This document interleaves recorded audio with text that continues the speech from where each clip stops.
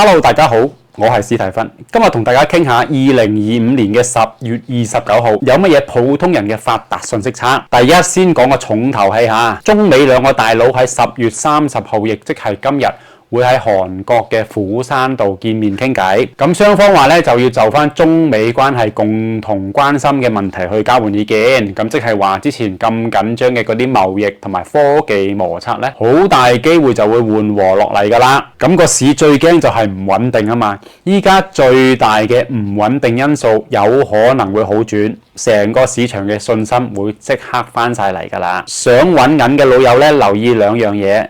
第一就係出口相關嘅行業，如果佢哋傾得成嘅話，最直接受惠嘅就係之前俾老美加咗稅嘅嗰啲貨品，好似前幾年好多出口啲家電啊、機械零件去老美嘅嗰啲公司咧，訂單同埋業績有可能就會好翻啦。咁第二就係科技產業鏈啦，之前嗰啲俾老美列入咗實體清單，搞到啲供應鏈好緊張嘅嗰啲上游公司，如果溝通順暢翻嘅話，壓力應該都會細翻好多啦。第二樣，國務院牽頭咧搞咗一個央企戰略性新興產業發展專項基金，咁首期咧已經有510億咁多，專門用嚟做乜嘢呢？用嚟支持人工智能、航空航天、量子科技呢啲戰略性嘅新興產業，同埋未來嘅能源啦、未來嘅製造啦呢啲未來產業。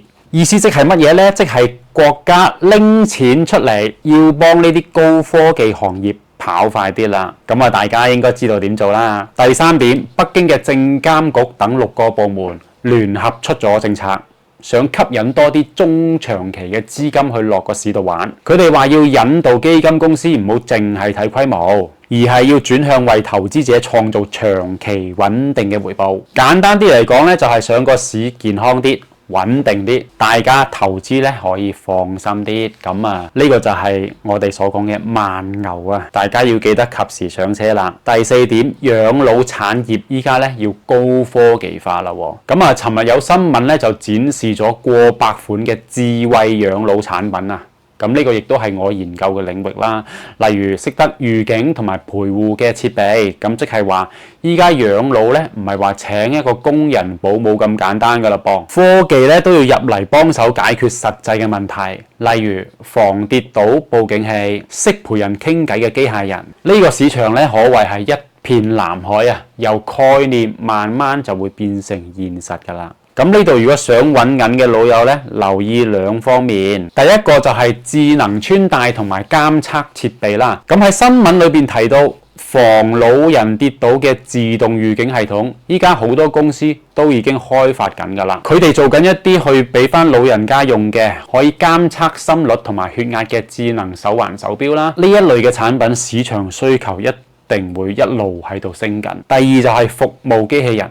今年已經有國內機器人推出咗可以幫手攞嘢、提醒你食藥嘅家用機器人，雖然未算好普及，但係政策嘅支持，商業化進度應該會快好多㗎啦。嚟緊大家都會睇得到。第五點，金融板塊有強勁嘅支撐。咁啊，國家咧俾未來金融發展咧係定咗個調，資管機構管理資產規模超過21萬億元。